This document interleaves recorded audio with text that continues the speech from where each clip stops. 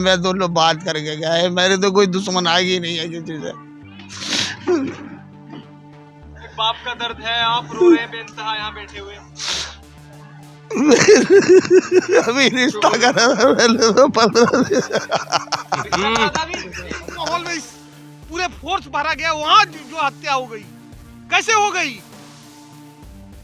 ये जिसके घर जिसके बच्चे मरे हैं वो प्रशासन वाले के बच्चे मरते तब पता चलता। तो 10 बजे जाते थे नाश्ता करके, मैंने उनसे आज जब वो रैली में लगे हुए थे पतंग वाले की, मैंने चलो खाना खा लो, तो कह रहा आ रहा हूँ चल बस।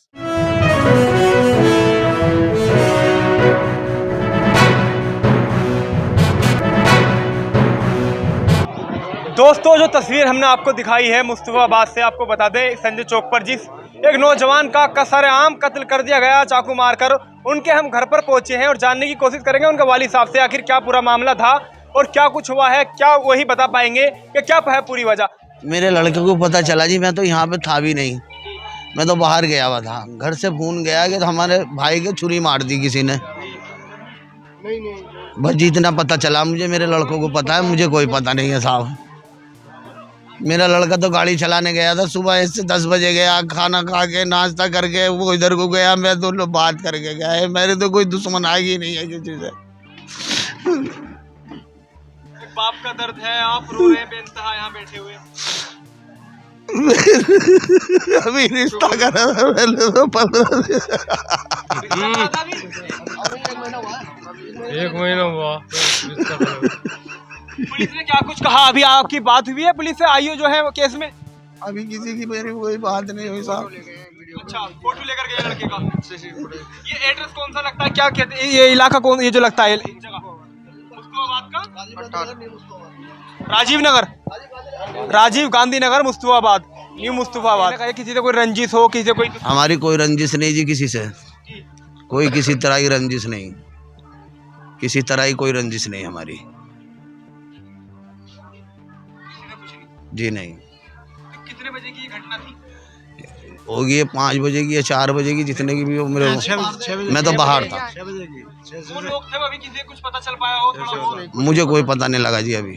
अच्छा, मेरे को कोई पता नहीं, लड़का बताओ जी आपको कुछ पता चल पाया? नहीं हमें आपकी किसी पुलिस अधिकारी से बात हुई? जो अभी हुई है इंस्पेक्टर पंकज से, जी तो अभी बोले इन्वेस्टिगेशन चल रहा है और हॉस्पिटल में बात हुई है तो बॉडी मोर्चरी में शिफ्ट हुआ है। अच्छा, पोस्टमार्टम के लिए भेजा गया है। जी आप कौन है भाईजान के? जो हम पड़ोसी है। पड़ोसी है जी। ये किस तरह का सुएब जो है, सुएब किस तरह का लड़का था, किस तरह का? भाई बहुत अच्छे थे, अच्छा, बिल्कुल सीधे बंदे थे वो। भाई गली में तो गली में दिखते भी नहीं थे, बहुत अपने काम से काम मतलब रखते थे। वो ज्यादातर। फिर इस तरह की वारदात का हो जाना, अब अल्लाह बेहतर जाने भाई, कुछ पता नहीं लग पाया।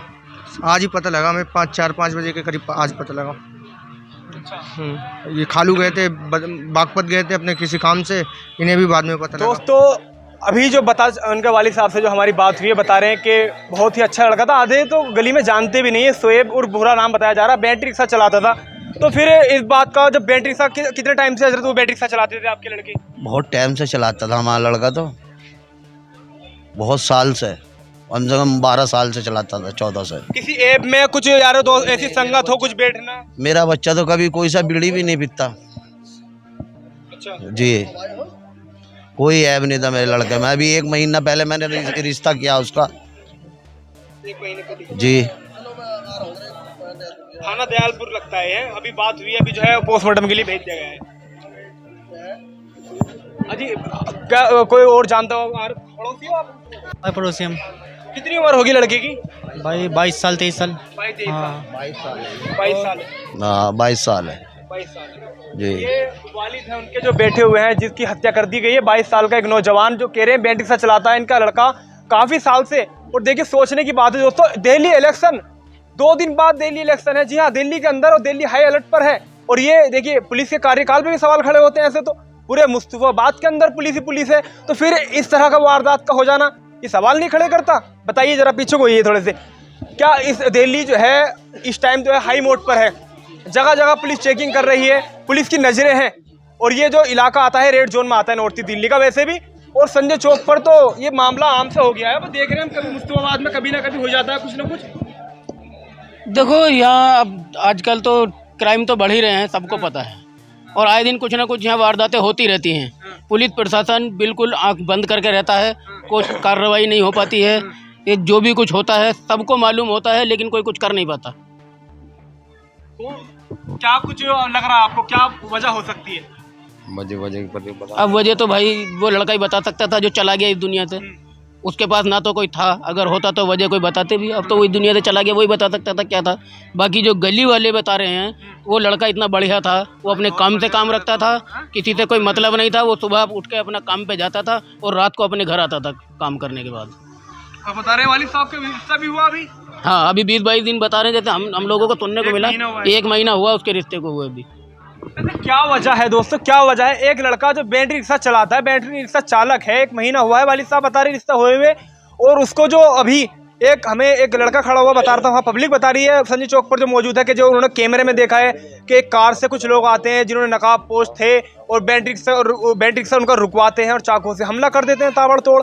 ये चाकूबाजी आखिर कब रुकेगी दिल्ली के अंदर, पूछना चाहते हैं हम डीसीपी नॉर्थ ईस्ट दिल्ली से। और खासकर सोचिए ना, मुस्तफाबाद में नेहरू विहार से हम 2 खबर आपको कर चुके हैं, दोनों में जो है चाकू से गोद कर हत्या की गई है। नेहरू विहार है दोनों, एक 18/6 हमने जो खबर दिखाई थी आपको, चाकू गोद कर मार दिया गया था एक लड़के को, और फिर जो है चाकू। ये चाकूबाजी आखिर कब थमेगी? कोई भी आता है किसी को मार के चला जाता है। सोच कर देखिए ना, आप आज दिल्ली के अंदर मुस्तफाबाद में, पूरी दिल्ली में चुनाव प्रचार 5 बजे तक थमे हैं। दिल्ली पुलिस इतनी भारी मात्रा में थी लोगों के साथ, और फिर भी इस तरह का काम हो गया। 5 बजे के बाद चुनाव प्रचार नहीं होंगे? सोच कर देखिए आप, बड़ी दुख की घटना है ये। क्या कहेंगे आप? कहीं ना कहीं आपको लग रहा है कि पुलिस की जो है इतने मौजूद होने के बाद भी, जी, इतना मौजूद होने के बाद भी असल में यहाँ बीट ऑफिसर भी घूमते रहते हैं। बस क्या है कि गरीब लोगों को परेशान करने के अलावा वो और कुछ नहीं करते। अच्छा, बस किसी रिक्शे वाले को परेशान करना, ठेली वालों को परेशान करना, जो काम करने के होते हैं वो काम करते ही नहीं है, बिल्कुल आंखें बंद करके रखते हैं। यहाँ लिंटर पे लाखों पैसा गरीब आवाम से उछलना और समरसेबल पे पैसा वसूलना, लेकिन आवाम का जान वो माल की हिफाजत नहीं करते हैं। ये सिर्फ वसूली में लगे हुए हैं ये पुलिस प्रशासन के लोग, और कुछ नहीं। एक जवान 22 साल का नौजवान जो है दिन दहाड़े, और वो चौक पे हत्या हो रही है, और राजधानी क्षेत्र में ये डूब मरने की ये है, समझे?